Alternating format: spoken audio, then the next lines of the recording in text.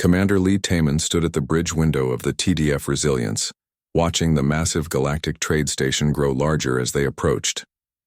The station was huge, bigger than any city on Earth. It spun slowly in space, creating artificial gravity for the thousands of aliens who lived and worked inside. Taman had seen pictures of the station before, but seeing it in person was different. Hundreds of alien ships moved around it like tiny insects. Some ships looked like they were made of crystal and glowed with soft light. Others were smooth and white, shaped like teardrops. A few looked like they were made of living metal that changed shape as he watched. "Sir, we're getting some looks," said Park Minho from the engineering station. He pointed at his screen, which showed other ships moving away from their path. "I think they don't like how we look." Taman could understand why. The Resilience was not pretty. It was a big metal box with engines stuck on the back. Gray paint covered most of it, with rust spots showing through in places. Compared to the beautiful alien ships around them, it looked like junk. "Let them look," Taman said. "We're here on official business." The communications officer, Han Yuna, looked up from her station. "Sir, the station is giving us docking instructions. Bay 94 in the, industrial section, not the diplomatic area," asked Tactical Officer Choi Nari. "No, ma'am. They put us with the cargo ships." Taman tried not to feel insulted. This was their first time at the station. Maybe all new ships had to dock in that area, but he had a feeling it was because the aliens thought their ship was ugly. As they got closer to the docking bay, Taman could see alien workers stopping their jobs to stare at them. Some pointed at the Resilience and seemed to be laughing. Others just shook their heads and went back to work. "Docking complete, sir," reported the pilot. "Good, Minho, you're with me. Everyone else, stay on the ship and be ready for anything." Taman and Minho put on their dress uniforms and walked to the airlock. The station's air was safe for humans to breathe, but it smelled strange. Sweet, but also metallic. The docking bay was busy. Alien workers moved cargo containers with machines that floated in the air. The noise was loud, with engines starting and stopping, metal clanging, and aliens talking in languages Taman had never heard. "This way to the main station," said a station worker. It was tall and thin, with blue skin and 4 arms. It pointed with 2 of its arms toward a large door. As they walked through the station, Taman noticed how clean everything was. The walls were white and seemed to glow with their own light. The floor felt soft under their boots but was not slippery. Aliens of many different types walked past them. Most ignored the 2 humans, but some stared. "Look at those primitive uniforms," Taman heard one alien say to another. "And did you see their ship? I'm surprised it made it here without falling apart."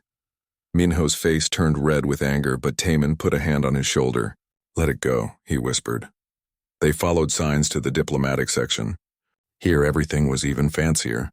The walls showed moving pictures of beautiful planets and stars. Soft music played from somewhere Taman could not see.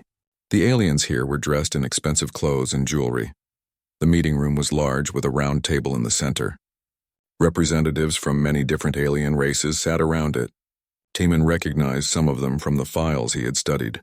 There was Admiral Veltok from the Korath Empire, a large gray alien with 6 arms and armor that looked like it was made from black glass. Near him sat several Villani merchants, tall and thin with silver skin that seemed to shine. "Ah, the humans have arrived," said a voice.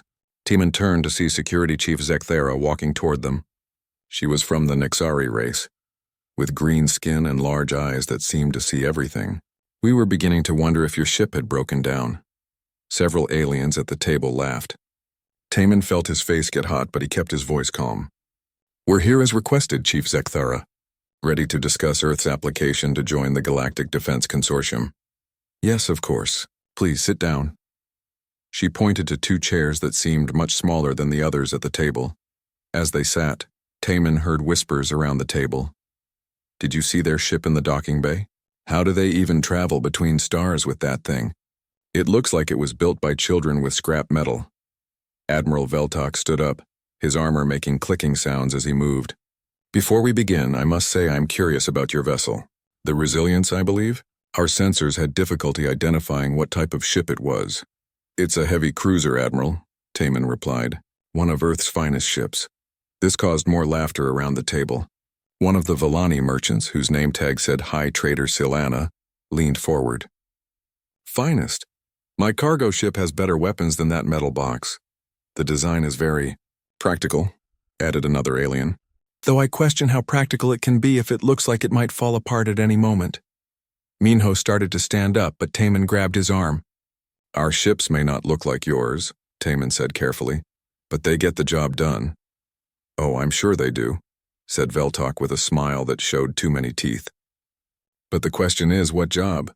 Moving cargo? Mining asteroids? Certainly not defending against real threats. Security Chief Zekthara opened a file on the table. Pictures appeared in the air above it, showing sleek alien warships with glowing weapons and shields made of pure energy. These are the ships that protect our space. Fast, powerful, beautiful. They use the most advanced technology in the galaxy. She pressed a button and another picture appeared. It showed the Resilience next to one of the alien ships. The human ship looked like a dirty brick next to a work of art. Now, I do not wish to be rude, Zekthara continued. But how exactly do you expect ships like this to help us defend anything? Your weapons appear to be simple projectile systems. Your engines are chemical-based. Your hull is just metal plates welded together. Simple sometimes works better than complex, Taman said. This caused the biggest laugh yet. High Trader Solana was laughing so hard she had to wipe tears from her large eyes. Simple, oh, that is wonderful. Yes, very simple indeed. Admiral Veltok stepped closer to Taman. Young human, we have been traveling the stars for thousands of years before your species learned to make fire. Our ships can destroy planets. Our shields can stop any weapon. Our sensors can see across entire star systems. What could your simple ships possibly offer us? The room became quiet. All eyes were on Taman. He could feel his heart beating fast, but he kept his voice steady. Experience, Admiral. We've been fighting wars for our entire history. We know how to adapt, how to survive, how to win when the odds are against us. Wars against other primitive species with primitive weapons, scoffed another alien. That hardly prepares you for real galactic threats. Security Chief Zekthara closed the file. I think we have heard enough for today. Earth's application for membership in the Galactic Defense Consortium is premature. Perhaps when you develop real warships, real technology, we can discuss this again. She stood up, and the other aliens began to leave the table. As they walked out, Taman heard their comments. What a waste of time. Did they really think we would accept them? I heard they still use nuclear weapons. How barbaric. Soon only Taman and Minho were left in the room. Minho's hands were shaking with anger. Sir, we should tell them what we really think about their attitude. No, Minho. We're representatives of Earth. We act with dignity. They walked back through the station toward their ship. More aliens stared at them, and Taman was sure he heard more laughter behind them.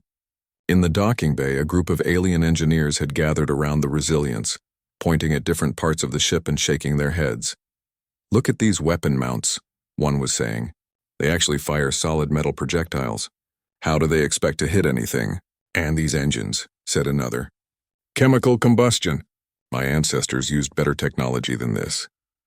As Taman and Minho walked up the ramp to their ship, they passed Captain Kim Do-young coming down. He had been waiting on the ship during the meeting. How did it go, Commander? Do-young asked. About as expected, sir. They think we're a joke. Do-young nodded slowly. Well, maybe someday they'll learn that sometimes the joke is on them. As the Resilience pulled away from the station, Taman watched the beautiful alien ships moving gracefully through space. They looked like they were dancing among the stars. His own ship felt heavy and clumsy in comparison.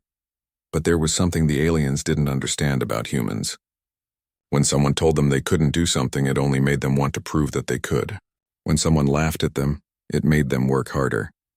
The aliens had laughed at their ships today.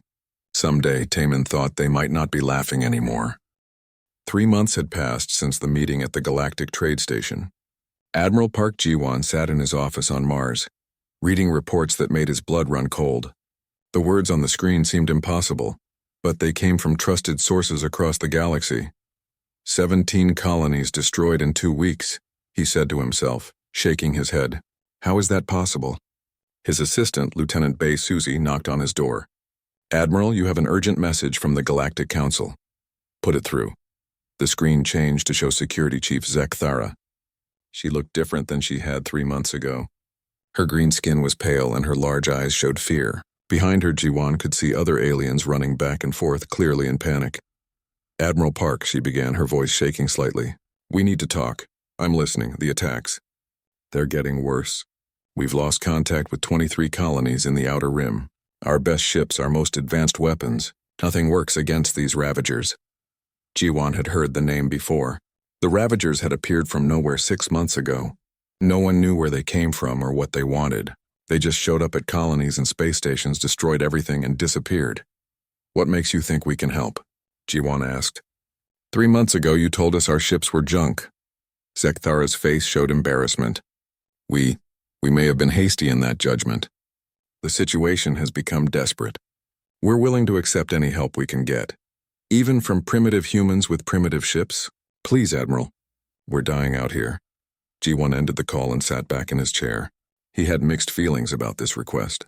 Part of him wanted to tell the aliens to solve their own problems. But another part of him knew that if these Ravagers were as dangerous as the reports said, they would come for Earth eventually. Commander Yoon Seok-jin knocked and entered the office. Sir, I just got word from Fleet Command. We're being asked to prepare for deployment. How many ships can we send? 12 heavy cruisers, 6 destroyers, and the carrier Defiant with her fighter wings. Jiwan nodded. Good. Get me Captain Young Hoseok on the line. I want to talk to him before we commit to this. A few minutes later, Hoseok's face appeared on the screen. He was aboard the TDF Indomitable, one of the newest ships in the fleet. Like all human ships, it looked like a metal brick with engines, but Jiwan knew it was tough and reliable. Captain, what do you know about these Ravager attacks? I've been studying the reports, sir. It's strange. The aliens are losing ships that should be much more powerful than anything we have, but they can't seem to scratch these Ravagers. What's your theory? I think the aliens have made themselves vulnerable by relying too much on the same types of technology. All their ships use energy shields and plasma weapons. All their sensors work the same way. If someone figured out how to counter that technology, they'd be helpless, Jiwan finished. Exactly, sir. Dr. Seo Jihye had been listening from another station on the bridge. She stepped forward. Admiral, I've been analyzing what little data we have on the Ravagers. Their technology seems designed specifically to counter energy-based systems. Explain. Their ships seem to absorb energy attacks and use that power to make their own weapons stronger. Their shields adapt to whatever type of energy hits them. After a few seconds, plasma weapons and laser cannons become useless. Jiwan thought about this. But our weapons aren't energy-based. No, sir. We use kinetic weapons, metal projectiles fired at high speed, chemical explosives, nuclear warheads, old-fashioned technology that the aliens think is primitive. Technology that these Ravagers might not be prepared for. That's what I'm hoping, sir. Jiwan made his decision. Seokjin, send word to all ships.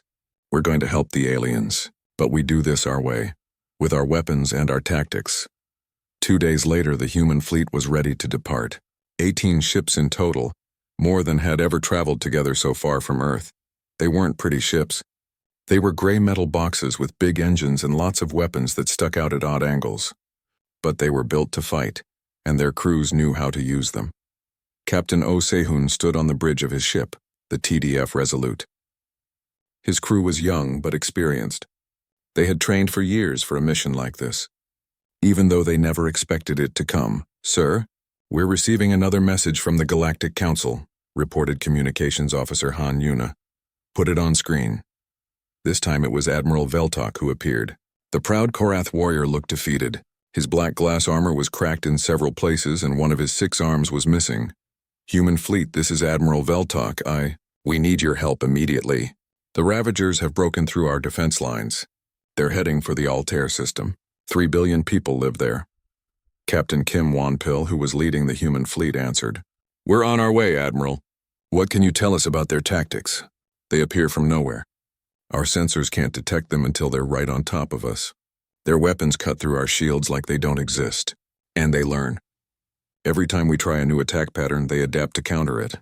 How many ships do they have? We don't know. They look different every time. Sometimes big, sometimes small. But they all have the same ability to absorb and redirect energy attacks. The transmission ended, and Wonpil turned to his tactical officer, Lee Chae-young. What do you think? I think the aliens have been fighting the same way for so long they don't know how to change, she replied. They keep using energy weapons because that's all they know. And we use whatever works, sir. The human fleet traveled for 5 days to reach the battle zone. Along the way, they received more reports of alien defeats. The Volani had lost their entire third fleet. The Korath Empire's home defense force was down to less than half strength. Species that had ruled space for thousands of years were being crushed by an enemy they couldn't understand. On the 5th day, they arrived at the Altair system. What they found there shocked even the experienced human crews. Pieces of alien ships floated everywhere. Some were still glowing with the energy that had failed to protect them. Bodies drifted in space, aliens who had died defending their homes. "My God," whispered Commander Quan Nara from her position at the sensor station. "How many ships did they lose?" "Sensors show debris from at least 40 vessels," replied Chief Gunner Lim Jabum. "These aren't small ships either. Some of these pieces came from dreadnoughts."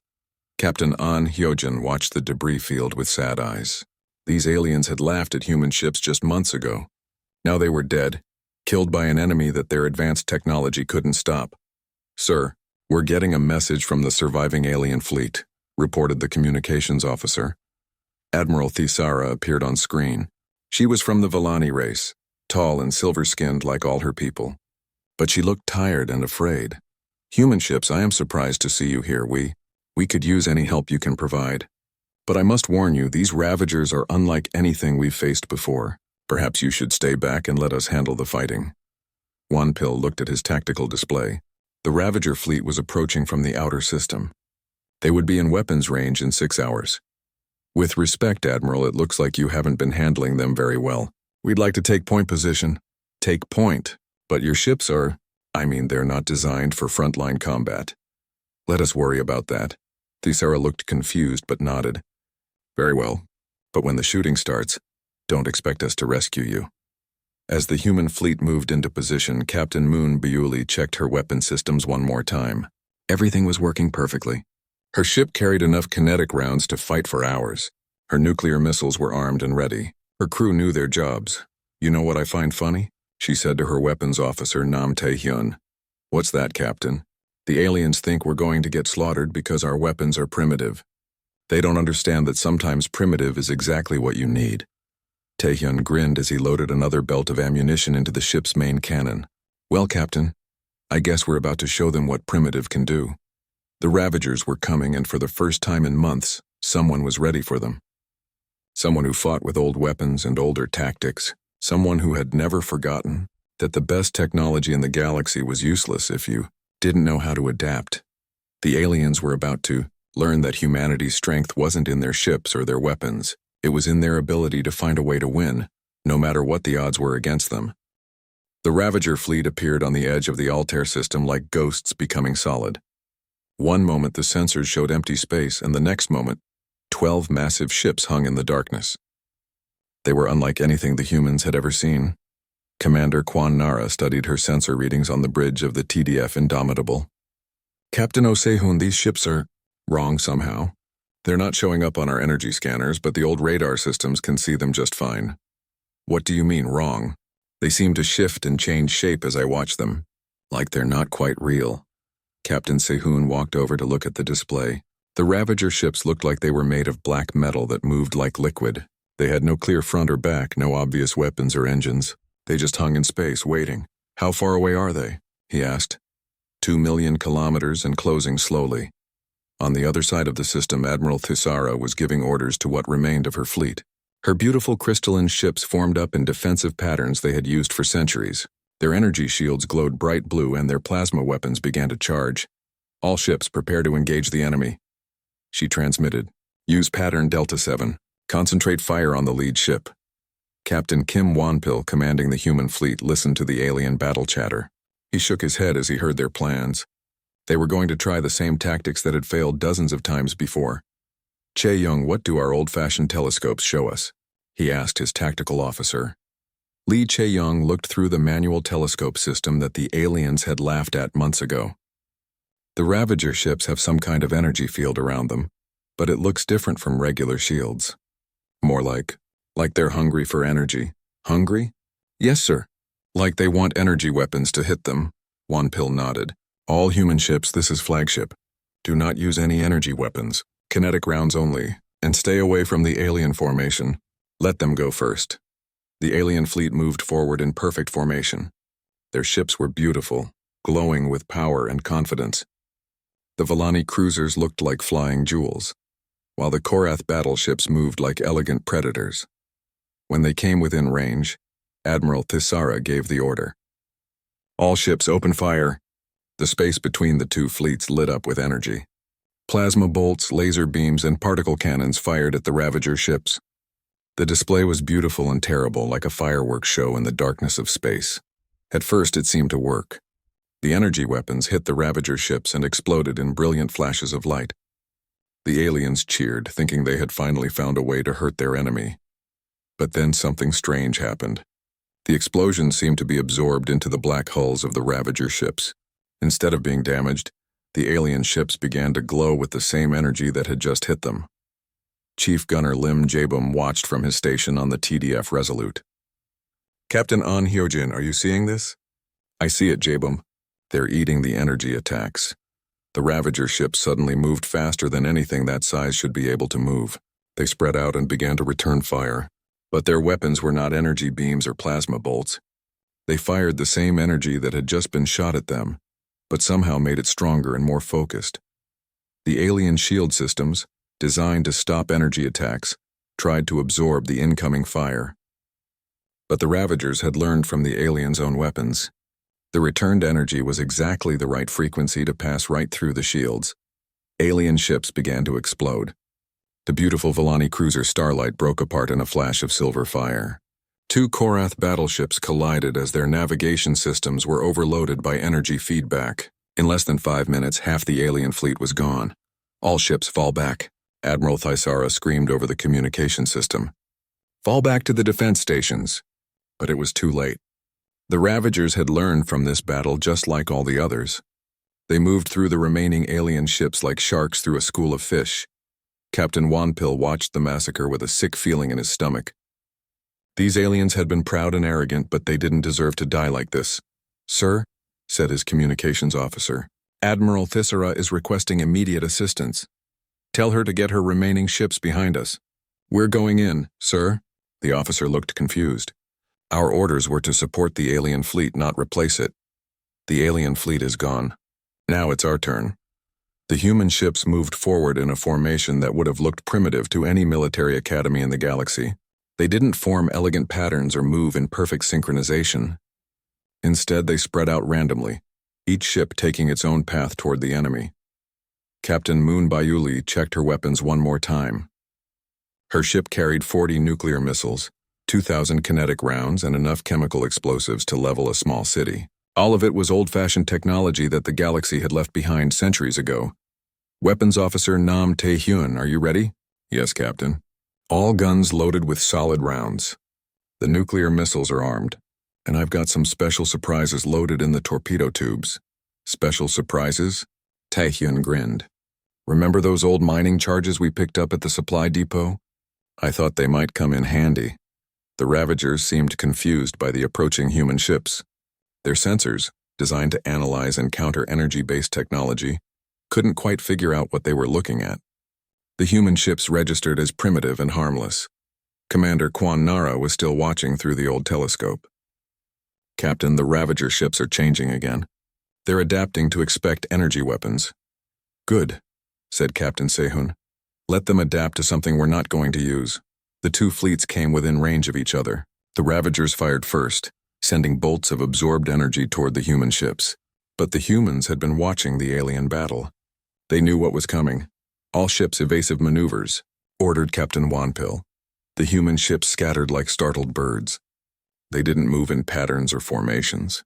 Each captain made his own decisions about where to go and how to avoid the enemy fire. It looked chaotic and unplanned, but it worked. Most of the energy bolts missed their targets. The few hits that landed on human ships were absorbed by thick metal armor and redundant systems. The humans had built their ships to take damage and keep fighting. "All ships," Captain Wanpil transmitted. "Open fire. Kinetic weapons only." The human fleet opened up with everything they had. Solid metal rounds fired from railguns and chemical cannons. Nuclear missiles that used simple explosive warheads instead of energy systems. Even old-fashioned bullets fired from machine guns mounted on the ship hulls. The Ravager ships had no idea how to handle this attack. Their shields were designed to absorb and redirect energy, but they couldn't absorb chunks of metal flying at them at incredible speeds.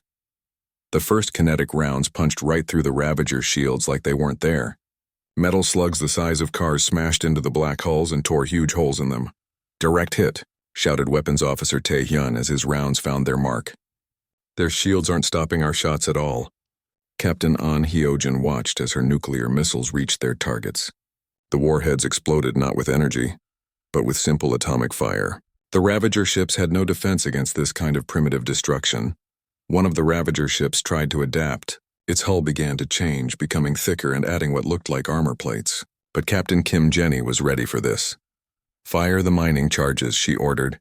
The mining explosives were designed to break apart asteroids. They were crude, simple, and incredibly powerful. When they hit the armored Ravager ship, they didn't try to be clever or use advanced technology. They just exploded with enough force to crack the ship in half. The battle turned into a one-sided slaughter, but this time the humans were winning. The Ravager ships, so good at adapting to energy weapons, had no answer for simple metal and explosives.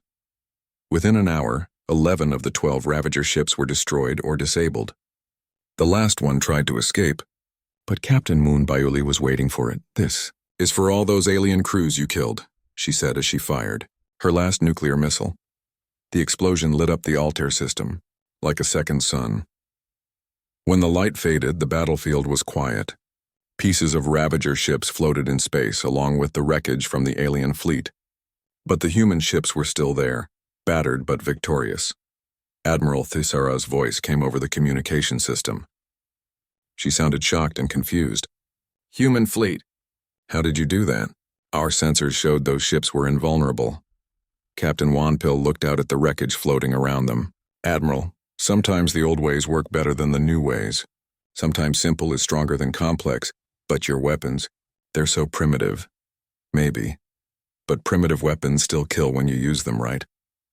As the human fleet began rescue operations for the surviving aliens, news of the battle spread across the galaxy. For the first time since the Ravagers had appeared, someone had beaten them, and that someone had done it with weapons that the galaxy considered obsolete. News of humanity's victory at Altair spread across the galaxy faster than light itself. Within days, every species knew that the primitive humans had done what the most advanced fleets could not. They had beaten the Ravagers. Fleet Admiral Song Min-jae sat in his command center on Earth, reading reports from across known space. The reactions were mixed. Some aliens were grateful, others were embarrassed. A few seemed almost angry that humans had succeeded where they had failed. But the Ravagers were not finished. They were learning, adapting, just like they always did. Captain Park Soo-young knocked on the Admiral's office door. "Sir, we're getting reports of new Ravager attacks. They're using different tactics now." "Show me." The wall screen lit up with battle footage from the Centauri colonies. Ravager ships attacked a human supply convoy, but these ships looked different. Instead of the smooth black hulls they had used before, they now had thick armor plating and physical barriers around their most important parts. "They're protecting themselves against kinetic weapons," Song Min-jae observed. "How did our ships do?" "We lost 3 freighters and a destroyer. The Ravagers absorbed the kinetic impacts with some kind of shock-absorbing material. Our railgun rounds just bounced off." Song Min-jae rubbed his forehead. This was what he had been afraid of. The Ravagers learned from every fight. Now that they knew about human weapons, they would adapt to counter them just like they had countered alien energy weapons. "Sir, there's more," Captain Soo-young continued. "They're not just using armor. They're using our own tactics against us, spreading out using unpredictable movement patterns, even firing kinetic weapons of their own. Damn. How long before they make our weapons completely useless? At the rate they're adapting? Maybe weeks." Song Min-jae stood up and walked to the window that looked out over the Mars shipyards.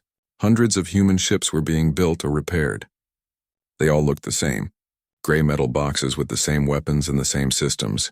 "Captain, what's the one thing that makes humans different from every other species in the galaxy?" "Sir?" The aliens all think the same way. They use the same weapons, the same tactics, the same technology.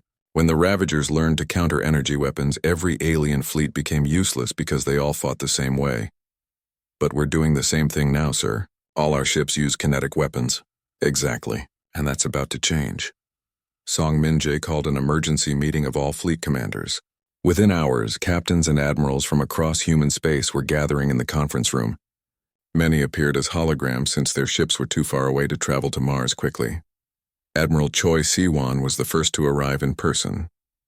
He commanded the defense of the outer colonies and had seen the new Ravager attacks firsthand. Admiral Song, we need to discuss the situation. My ships are having trouble with the adapted Ravagers. Yesterday, I lost the TDF courage to a ship that seemed to know exactly how our weapons worked. That's why we're here. Se-won, we need to change how we fight before the Ravagers figure us out completely. Captain Ko Young-jae raised his hand. He was the fleet's chief engineer and one of the smartest people in the room. Sir, I've been thinking about this problem. The Ravagers adapt to whatever we use consistently. But what if we don't use anything consistently? Explain. Every human ship carries different types of weapons, right? Kinetic rounds, missiles, torpedoes, even some old laser systems for point defense. What if instead of using just one type, we use everything? Change weapons constantly so the Ravagers can't adapt? Engineer Kang Solgi nodded excitedly. That could work. My ship still has those old plasma cannons we took off a captured alien vessel. We never use them because our kinetic weapons work better, but maybe that's the point. You mean use inferior weapons because they're unexpected? Asked Captain Lee Chae-young. Exactly. The Ravagers adapt to counter-effective weapons. They might ignore weapons they think are harmless. Song Min-jae thought about this. It was a crazy idea, but it might work. What other weapons do we have that we don't normally use? The room filled with suggestions. Chemical rockets left over from Earth's early space program. Electromagnetic pulse weapons that could shut down electronics. Simple explosive charges like the mining equipment that had worked so well at Altair. Even old nuclear weapons that used fission instead of fusion. Captain Kim Jenny spoke up from her hologram. My ship has some interesting equipment in storage. Magnetic mines, acid sprays for mining operations, even some biological weapons that were developed during the colony wars. Biological weapons. Song Min-jae looked concerned. Nothing dangerous to us, sir. Just engineered bacteria that eat certain types of metal. We use them to clean up old battlefields by dissolving abandoned equipment. Admiral Choi Si-won leaned forward. So you're suggesting we turn our ships into floating museums of every weapon humanity has ever developed? Not museums, said Song Min-jae. Arsenals. Every ship becomes unpredictable. The Ravagers won't be able to adapt because they'll never know what we're going to use next. The plan was ambitious and dangerous. Ships would need to be modified to carry weapon systems they were never designed for. Crews would need to learn how to use equipment that some of them had never seen before, but it was their only chance. 2 weeks later, the modified human fleet was ready for testing. The opportunity came when Ravagers attacked the Kepler station, a major trading post on the edge of human space. Admiral Choi Si-won led the response force. His flagship, the TDF Determination, now carried 7 different types of weapon systems. Some were cutting-edge railguns. Others were chemical rockets that his grandfather might have recognized. Sir, Ravager fleet detected, reported his tactical officer. 12 ships approaching fast. What do our scouts tell us about their configuration? Heavy armor, kinetic absorption systems, and they're using metal projectile weapons of their own. They've definitely adapted to our previous tactics. Si-won smiled. Good. Time to show them what adaptation really looks like. All ships prepare for random weapon deployment. Use pattern, chaos. There was no pattern called chaos in any military manual, but the human captains understood what he meant. Use whatever weapons they wanted whenever they wanted. Keep changing. Keep the enemy guessing. The battle began with Captain Moon Buyuli firing old-fashioned chemical rockets. The Ravagers ignored them, focusing their defenses on the expected kinetic rounds. The primitive rockets slipped through their defenses and exploded against their hulls. While the Ravagers adapted to counter chemical explosives, Captain Kang Seulgi switched to electromagnetic pulse weapons. The Ravager ship's electronics went dark for several seconds. Before they could recover, Captain Kim Jenny released her metal-eating bacteria. The microscopic organisms began dissolving the outer hull of the nearest Ravager ship. The Ravagers tried to adapt, but every time they countered one weapon, the humans switched to another. Kinetic rounds, laser beams, plasma bolts, nuclear missiles, acid sprays, magnetic mines, and weapons that some of the Ravagers had never encountered before. Captain Lee Chae-young used her ship's mining equipment to spray molten rock at a Ravager vessel. It wasn't designed as a weapon, but at high speed, melted stone worked just as well as a metal bullet. Commander Nam Tae-hyun fired modified cargo containers filled with industrial cleaning chemicals. When they broke open against a Ravager ship, the chemicals began eating through the hull like acid. The Ravager's adaptive systems went crazy, trying to counter so many different attacks. Their ships began changing configuration rapidly, trying to defend against everything at once. But you can't defend against everything. While they were protecting against kinetic rounds, energy weapons slipped through. While they were stopping energy attacks, chemical weapons found their targets. Captain Ko Youngjae watched his sensors as the enemy fleet fell apart. Sir, the Ravager ships are confused. They keep changing their defenses, but they can't keep up with our weapon changes. That's the point. Ko, we're not giving them time to adapt. The battle ended with all 12 Ravager ships destroyed or disabled. The human fleet had taken damage, but nothing serious. More importantly, they had proven that the new tactics worked. But the real test came 2 days later when Captain Park Soo-young engaged a Ravager force near the Vega system. This time, the enemy was ready for multiple weapon types. They had improved their adaptive systems to handle rapid changes, so Soo-young did something even more unpredictable. She rammed her ship into the lead Ravager vessel.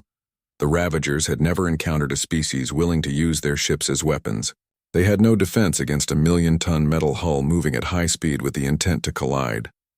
As word of these new tactics spread through the human fleet, every captain began developing their own unique fighting style. Some used combinations of weapons that made no sense to military experts. Others used their ships in ways they were never designed for.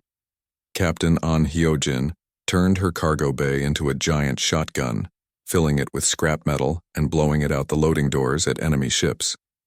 Captain Oh Sehun used his ship's gravity generators to crush a Ravager vessel. Captain Moon Bayuli even used her ship's waste disposal system to spray sewage at an enemy ship, blinding their sensors. None of these tactics would have worked against a human enemy who could predict and counter them. 6 months after the first Ravager defeat, the galaxy was a different place. The mysterious enemy that had seemed unstoppable was now being pushed back on every front. But the victory had not come from the advanced alien fleets with their beautiful ships and sophisticated weapons. It had come from the humans with their ugly metal boxes and primitive tactics.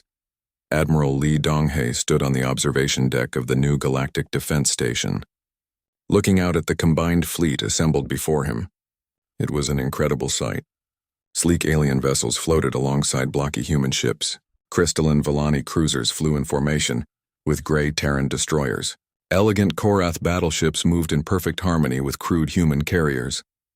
"It's hard to believe how much has changed," said Ambassador Yu Jonghyun, joining him at the viewing window. 6 months ago, they wouldn't even let us join their consortium. Now they want us to lead it. People change their minds quickly when they're desperate, Dong-hae replied.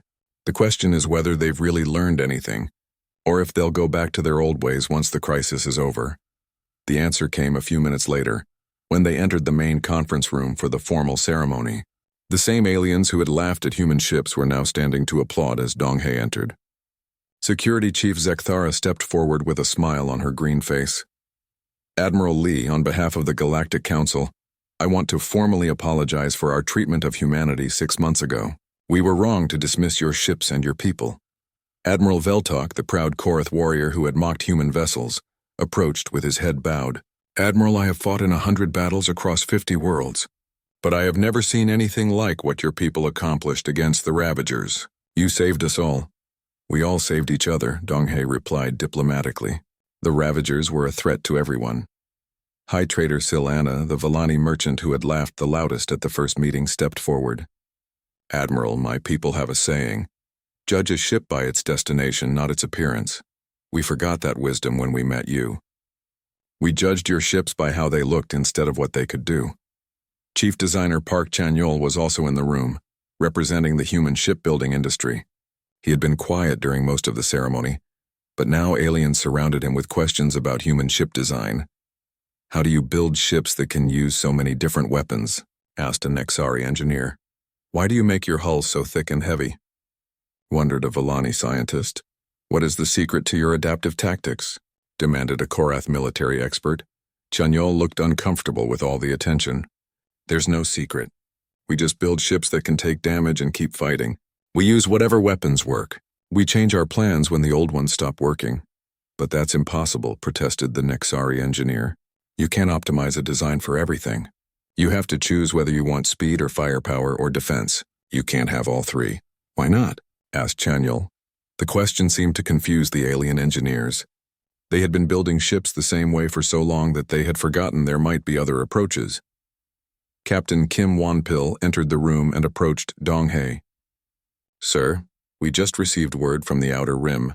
Another Ravager fleet has been spotted near the Tau Ceti system. How large?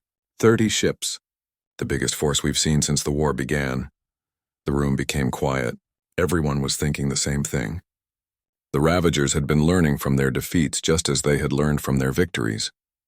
A force of 30 ships suggested they had developed new strategies. Admiral Tysera stepped forward. Admiral Donghae, the Vellani fleet is ready to assist.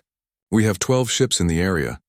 The Korath will send 15 battleships, added Veltok, and the Nexari can provide support vessels, said Zekthara. Donghae nodded gratefully. Thank you all. But this time we fight as one fleet with one strategy. No more each species fighting separately. The combined fleet that departed for Tau Ceti was unlike anything the galaxy had ever seen. Human ships led the formation, their ugly gray hulls somehow looking confident and dangerous. Behind them came the beautiful alien vessels, their energy weapons and advanced sensors complementing the crude firepower of their human allies.